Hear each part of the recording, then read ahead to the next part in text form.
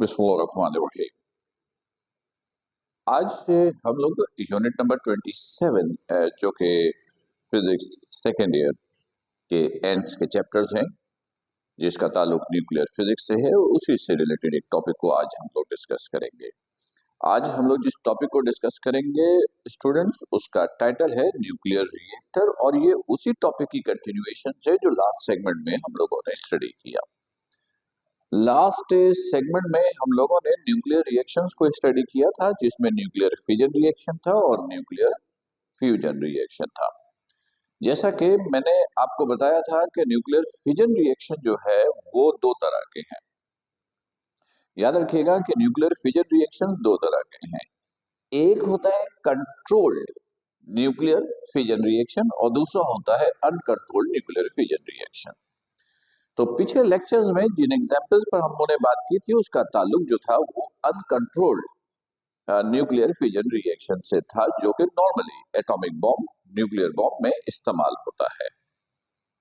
आज हम लोग कंट्रोल्ड न्यूक्लियर फिजन पर बात करेंगे, और इसके लिए जिस टाइटल का इस्तेमाल कर रहे हैं वो है न्यूक्लियर रिएक्टर। यानी आज के इस लेक्चर्स में हम लोग न्यूक्लियर रिएक्टर पर बात करेंगे। न्यूक्लियर रिएक्टर पर बात करेंगे।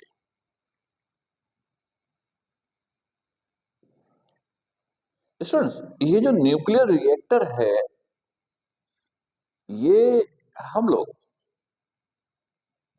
न्यूक्लियर फिजन रिएक्शंस को कंट्रोल फिजन चेन रिएक्शंस के लिए इस्तेमाल करते हैं। आपको हम लोगों ने मैंने फिजन रिएक्शंस में बताया था कि एक स्लो मूविंग न्यूट्रॉन वो हिट करता है यूरेनियम से और उससे हीट रेडिएट होती है, वो एमिट होती है, स्मॉलर न्यूक्लियस में वो ब्रेक होता है। जो कंट्रोल फिजन रिएक्शन होता है वो नॉर्मली हम लोग पावर की प्रोडक्शन यानी एनर्जी की प्रोडक्शन के लिए इस्तेमाल करते हैं। कहते हैं कि जो इलेक्ट्रिसिटी है इसकी प्रोडक्शन, पावर की प्रोडक्शन के लिए हम लोग कंट्रोल न्यूक्लियर फिजन रिएक्शन का इस्तेमाल करते हैं। जैसे हमारे मुल्क में बहुत सारे न्यूक्लियर प्लांट्स हैं जो फिजन कंट्रोल रिएक्शंस के जरिए, कंट्रोल फिजन रिएक्शंस के जरिए पावर की प्रोडक्शंस करते हैं। जैसे कराची में हमारे पास कैनप है। कैनप जो है वो कंट्रोल न्यूक्लियर फिजन रिएक्शंस के जरिए पावर एनर्जी की प्रोडक्शंस करता है, जिसे हम लोग इस्तेमाल करते हैं एनर्जी कंजम्पशंस के लिए। न्यूक्लियर रिएक्टर एक डिवाइस, एक सिस्टम जो controlled nuclear fission reactions perform करवाने के लिए इस्तेमाल होता है। इसके अंदर जो सबसे बेसिक रिक्वायरमेंट होती है वो कोर की होती है। सबसे पहली बेसिक रिक्वायरमेंट क्या है? कोर। देखिए, कोर के अंदर तीन चीजें इस्तेमाल होती हैं। कोर कोर किसी भी डिवाइस या इंस्ट्रूमेंट का बेसिक पार्ट्स होता है। इस कोर के अंदर तीन मेन चीजें इस्तेमाल करते हैं। नंबर एक, न्यूक्लियर फ्यूल। न्यूक्लियर फ्यूल मतलब जिसमें आप फिजन रिएक्शन परफॉर्म करवाना चाहेंगे। तो नॉर्मली हम लोग इस्तेमाल करते हैं यूरेनियम या प्लूटोनियम। ये अच्छे न्यूक्लियर फ्यूल के तौर पर इस्तेमाल होता है। तो फर्ज कीजिए कि ये आपके पास ये एक टैंक है, एज्यूम, और ये एज अ कोर इस्तेमाल हो रहा है। तो सबसे पहले हम लोग करते ये हैं कि न्यूक्लियर फ्यूल यूरेनियम को इस्तेमाल करते हैं और वो हम लोग ट्यूब की शक्ल में इस कोर के अंदर प्लेस करते हैं। यानी फर्ज कीजिए कि ये मैंने इसके तीन पोर्शंस बनाए और ये यहाँ पर ये तीन ट्यूब इस्तेमाल हो रहे हैं। ये तीन ट्यूब इस्तेमाल हो रहे हैं, 1, ये 2 और ये 3। ये तीन ट्यूब इस्तेमाल हो रहे हैं। इसके अंदर तो न्यूक्लियर फ्यूल है, मतलब यूरेनियम है। नंबर 2, इसके अंदर हम लोग यूज करते हैं हैवी वाटर। क्या यूज करते हैं? Heavy water. हैवी वाटर, इसका फॉर्मूला हम लोग यूज करते हैं D2O। ये नॉर्मल जो वाटर होता है वो H2O, H जो है आपको मालूम है हाइड्रोजन के आइसोटॉप्स, और H2O जो है ये ऑर्डिनरी वाटर है, नॉर्मल वाटर है जो हम लोग यूज करते हैं, और इसमें प्रोटियम का इस्तेमाल होता है। लेकिन जो हैवी वाटर होता है उसके अंदर हम लोग ड्यूटेरियम इस्तेमाल करते हैं, और इसकी डेंसिटी ज्यादा होती है, इसलिए ये नॉर्मली नीचे की तरफ होती है, और इसका बॉइलिंग पॉइंट भी नॉर्मल वाटर से बहुत ज्यादा होता है। हैवी वाटर के लिए फॉर्मूला जो हम लोग यूज करते हैं D2O, ठीक है। डी जो है वो ड्यूटेरियम के लिए इस्तेमाल करते हैं। तो फिर बता दूं कि ये हैवी वाटर है, इसका बॉइलिंग पॉइंट हाई होता है, डेंसिटी भी ज्यादा होती है।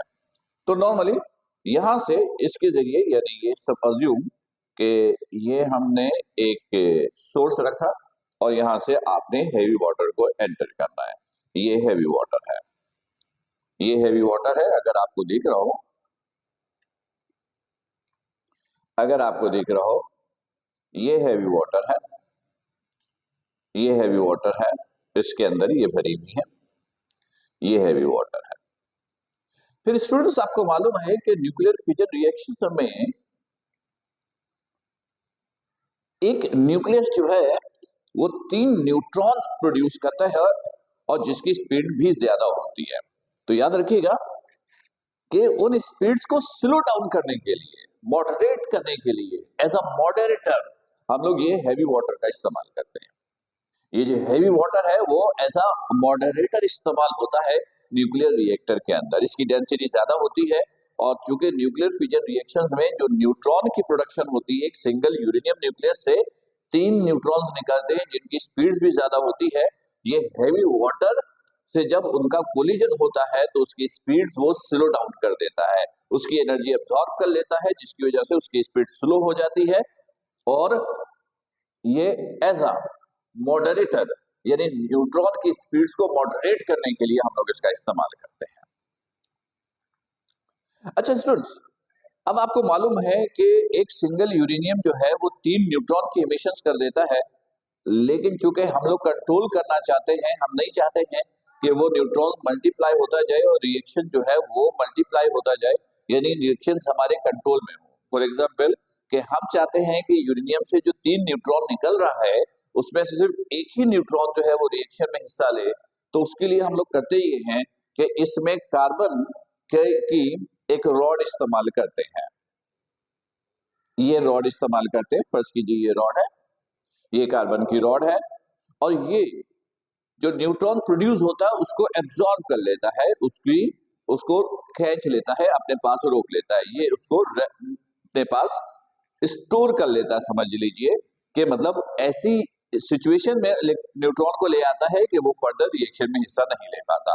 तो हम लोग ये कहते हैं कि न्यूक्लियर फिजन से जो न्यूट्रॉन की प्रोडक्शन होती है, उन न्यूट्रॉन्स को कंट्रोल करने के लिए ये हम लोग कार्बन की रॉड का इस्तेमाल करते हैं। जैसे कभी कभार होता यह है कि अगर फर्ज करें कि न्यूक्लियर रिएक्टर हमें बंद करना हो तो हम इस रॉड को नीचे कर देते हैं। अब नीचे जब कर देते हैं तो वो जितनी भी न्यूट्रॉन की प्रोडक्शन होगी उन सबको वो एब्जॉर्ब करेगा, और कोई फिजन रिएक्शन परफॉर्म नहीं होगा। इस तरीके से हम लोग इसके अंदर फिजन रिएक्शन के दौरान जो न्यूट्रॉन की प्रोडक्शन होती है उसको कंट्रोल करने का फिनोमेना परफॉर्म करते हैं। अच्छा, अब इसमें होता क्या है कि जब अंदर फिजन रिएक्शन परफॉर्म होता है, यानी न्यूट्रॉन है, स्लो न्यूट्रॉन है, फिजन रिएक्शन अंदर परफॉर्म हो रहा है, ठीक है, तो एक अच्छी खासी हीट प्रोड्यूस होती है, एक अच्छी खासी हीट प्रोड्यूस होती है। यानी वो जब न्यूक्लियर फिजन रिएक्शन होता है तो आपको पता है कि एनर्जी रिलीज होता है, और वो जब हैवी वाटर से कोलिजन कर रहा होता है तो ये हैवी वाटर उन एनर्जी को एब्जॉर्ब कर रहा होता है। इस सिचुएशन में जो टेम्परेचर की प्रोडक्शन होती है वो तकरीबन 1200 डिग्री सेल्सियस के करीब होता है।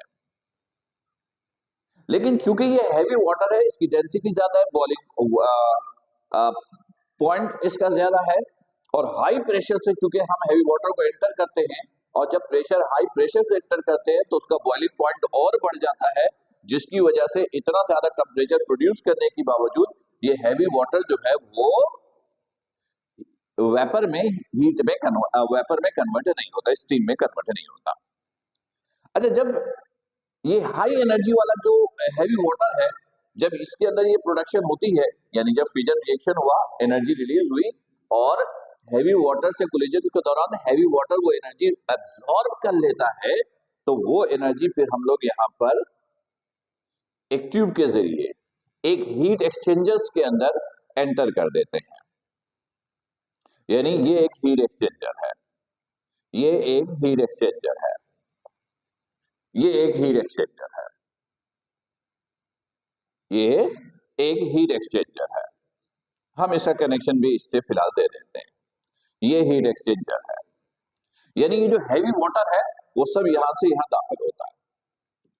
फिर हम क्या करते हैं कि यहां से इसे एक नॉर्मल वाटर, यानी यहां पर हम एक वाटर टरबाइन यूज करते, ये एक वाटर टरबाइन है, ये नॉर्मल वाटर है जिसका टेम्परेचर भी नॉर्मल होता है, ये नॉर्मल वाटर है, ये वाटर टरबाइन है। ये नॉर्मल वाटर हम यहां से इस हीट एक्सचेंजर्स को सप्लाई करते हैं, यहां से ये यहां से सप्लाई कर रहे, ये यहां से सप्लाई करते हैं।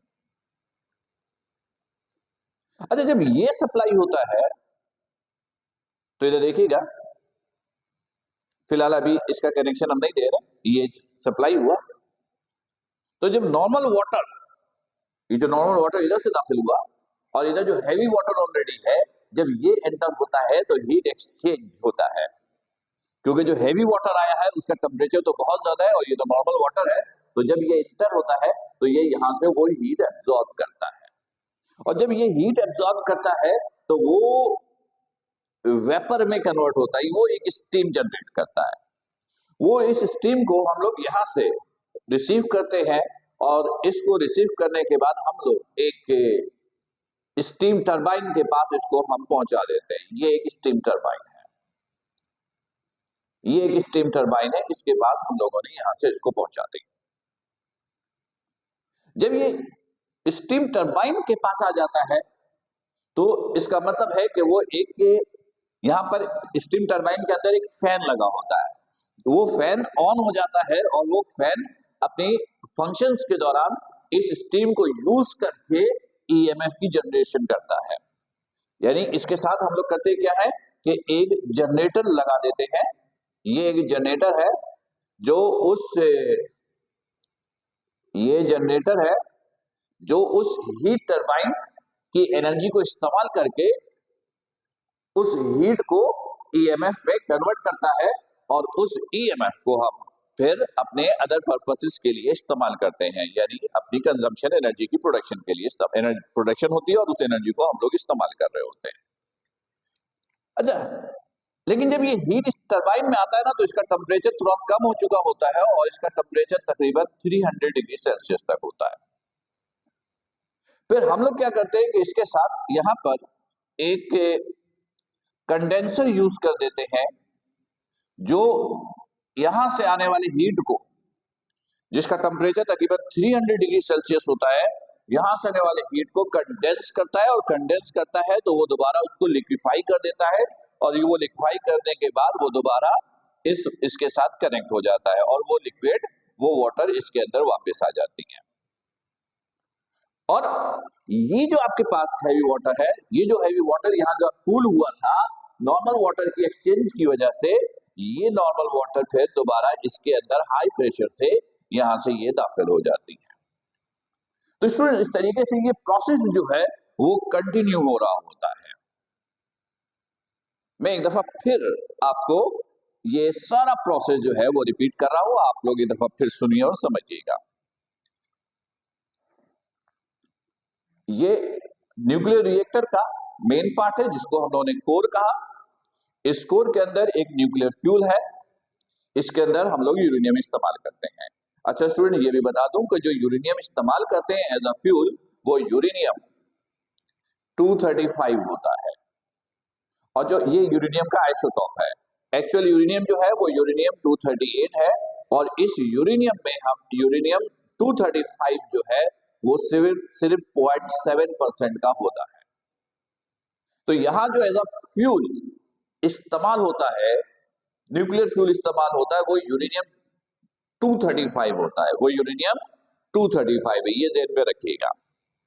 यानी हमें न्यूक्लियर रिएक्टर के जरिए न्यूक्लियर रिएक्टर के लिए यूरेनियम 235 की जरूरत पड़ती है, जो हम यूरेनियम 238 से हासिल करते हैं।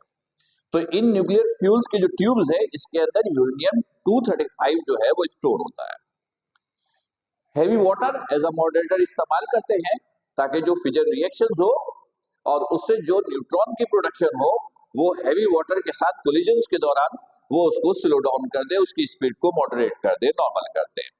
फिर इसमें हम कार्बन की रॉड इस्तेमाल करते हैं जो निकलने वाले इलेक्ट्रॉन्स की क्वांटिटी को कंट्रोल करता है। यानी मैंने मिसाल दी थी कि अगर एक यूरेनियम के न्यूक्लियस से 3 न्यूट्रॉन निकल रहे हैं तो और हम चाहते हैं कि सिर्फ एक ही न्यूट्रॉन आगे रिएक्शन में हिस्सा ले, तो ये कार्बन रॉड क्या करेगा, उन 2 न्यूट्रॉन्स को एब्जॉर्ब कर लेगा, अपने पास रोक लेगा। फिर जब फिजन रिएक्शन और हैवी वाटर इनका आपस में इंटरेक्शन होता है, कोलिजन होता है, तो उससे एक हीट प्रोड्यूस होती है। यानी हैवी वाटर एक हीट की फॉर्म में, मतलब एक अच्छी खासी टेम्परेचर की फॉर्म में, जिसका टेम्परेचर तकरीबन 1200 डिग्री सेल्सियस हो जाता है, वो यहां से इस हीट एक्सचेंजर में दाखिल होता है और इस हीट एक्सचेंजर में हम यहां से ऑर्डिनरी वाटर यानी आम वाटर जिसका टेम्परेचर नॉर्मल होता है वो दाखिल करते हैं। तो हैवी वाटर और जो नॉर्मल वाटर है, चूंकि टेम्परेचर दोनों का डिफरेंट है, तो वो हीट एक्सचेंज करता है। हीट एक्सचेंज करता है तो नॉर्मल वाटर वो हीट एब्जॉर्ब करता है, तो जैसे ही वो हीट एब्जॉर्ब करता है वो स्टीम में यानी वेपर में कन्वर्ट होता है। वो वेपर यहां से दाखिल होता है स्टीम टरबाइन में, जहां से उसका फैन ऑन होता है। जब वो फैन ऑन होता है तो वो उस हीट को इस्तेमाल करता है और इसी के साथ हम कनेक्ट कर देते हैं जनरेटर को, और ये जनरेटर उसको यूज करके ईएमएफ की प्रोडक्शन करता है। ईएमएफ एक्चुअल में पोटेंशियल है, फिर उसको हम लोग पावर कंजम्पशंस के लिए इस्तेमाल कर रहे होते हैं, वहां से उसकी हम लोग डिस्ट्रीब्यूशन करते हैं। लेकिन जब ये हीट टरबाइन के अंदर फैन चलता है तो उसका जनरेटर उसी स्टीम को यूज करके पावर की प्रोडक्शन करता है, एनर्जी की प्रोडक्शन करता है, और इस दौरान वो जो स्टीम होती है उसका टेम्परेचर स्लो डाउन होता है और तकरीबन टेम्परेचर 300 डिग्री सेल्सियस होता है, जिसको हम कंडेंसर में भेज देते हैं। कंडेंसर उसको कंडेंस करता है, कंडेंस करता है तो वो दोबारा लिक्विफाई होता है और वो दोबारा इस वाटर टरबाइन के साथ आकर मिल जाता है। यहां पर जो हैवी वाटर ऊपर से एंटर हुआ था, क्योंकि नॉर्मल वाटर के साथ हीट एक्सचेंज के बाद उसका टेम्परेचर थोड़ा नीचे आ गया, तो वो इसके जरिए हम दोबारा यहाँ पर कोर के अंदर उसको हाई प्रेशर के साथ दाखिल कर देते हैं। इस तरह ये प्रोसेस स्टूडेंट्स चलता रहता है और न्यूक्लियर रिएक्टर्स के जरिए हम न्यूक्लियर फिजन कंट्रोल रिएक्शन जो है वो परफॉर्म करते हैं, और ये नॉर्मली हम लोग पावर प्रोडक्शंस के लिए, एनर्जी की प्रोडक्शंस के लिए इसका इस्तेमाल करते हैं। स्टूडेंट्स, इसमें एक और प्रॉब्लम होता है कि जब कुछ अरसे तक ये मुसलसल इस्तेमाल हो रहा होता है तो जो फ्यूल वेस्टेज है, फ्यूल वेस्टेज यानी जाहिर सी बात है कि जब कोई चीज बनती है तो कुछ वेस्टेज आता है। यहाँ पर जो वेस्टेज है वो ऑर्डिनरी वेस्टेज है नहीं कि उसको निकाला और यूं ही हमने फेंक दिया, क्योंकि वो वेस्टेज हमारे लिए बड़ा प्रॉब्लम क्रिएट करता है, हमारी ह्यूमन हेल्थ के लिए अच्छा नहीं है, एनवायरमेंट के लिए अच्छा नहीं है। उसको प्रॉपर तरीके से आपको डंप करना होता है। तो उसका एक तरीका ये होता है कि हम लोग लेड का ब्लॉक तैयार करते हैं और लेड के ब्लॉक में वो वेस्टेज फ्यूल को फिल करके समुद्र की गहराइयों में उसके अंदर हम डाल देते हैं ताकि वो अंदर पड़ा रहे, क्योंकि लेड के ब्लॉक में से रेडिएशन नहीं होती। दूसरा ऑप्शन हम ये यूज करते हैं कि जहां से कोयले निकलते हैं जिनकी डेप्थ बहुत ज्यादा अंदर होती है, तो वो कोयले की खानें जहां पर इसका इस्तेमाल कोयले निकालने का काम खत्म हो जाता है या वो हमारे लिए यूज टू नहीं रहता, हम वहां पर इसको इस तरीके से डंप कर देते हैं, क्योंकि इसका जो फ्यूल वेस्टेज है वो ह्यूमन हेल्थ के लिए अच्छा नहीं होता, लिहाजा उसको प्रॉपर तरीके से डंप करना बहुत जरूरी होता है। तो स्टूडेंट्स, ये वो कॉन्सेप्ट था जो न्यूक्लियर रिएक्टर के जरिए हम लोग कंट्रोल फ्यूजन रिएक्शन परफॉर्म करवाते हैं। ये पिछले लेक्चर्स में जो सिलसिला हमने शुरू किया था वो फिलहाल यहाँ पर आकर हम लोग रोक रहे हैं। तो ये था न्यूक्लियर रिएक्टर। उम्मीद है कि न्यूक्लियर रिएक्टर का फिनोमेना आपको कंप्लीट अच्छी तरह समझ में आ गया होगा। लेक्चर्स रिकॉर्डेड है, बार बार आप देख सकते हैं, अपने कंफ्यूजन क्लियर कर सकते हैं। फिर भी कोई प्रॉब्लम हो, कंफ्यूजन हो तो आप नोट डाउन करके रखिएगा, ताकि लाइव सेशन में फिर आप मुझसे डिस्कस कीजिए। अपना बहुत ख्याल रखिएगा। अस्सलाम वालेकुम।